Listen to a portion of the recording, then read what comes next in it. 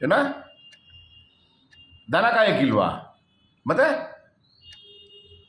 ಕುರಿ ಕಾಯ್ತೀಯಾ? ಹಾಂ, ಕುರಿ ಕಾಯಂಗಿದ್ರೆ 16ನೇ ತಾರೀಕು ರೇಣುಕಾಂಬ ಸ್ಟುಡಿಯೋಗೆ ಹೋಗೋ.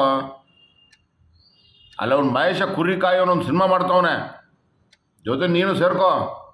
ಒಂದಿಷ್ಟು ಕುರಿಗಳನ್ನ ಕಾಯ ನೀವೆಲ್ಲ. ಹಾಕೊಂದಿಷ್ಟು ಸಗಣಿ ಉಜ್ಜ. ನಮಸ್ಕಾರ. 16ನೇ ತಾರೀಕು ಮಹೇಶು ಕುರಿಕಾಯಿ ಅಂತ ಸಿನಿಮಾ ಮಾಡ್ತಿದ್ದಾರೆ. ನೋಡೋಕೆ ಹಂಗೆ ಇದ್ದಾರೆ, ಸ್ವಲ್ಪ ಕುರಿಕಾಯಿ ಅಂತಾರ.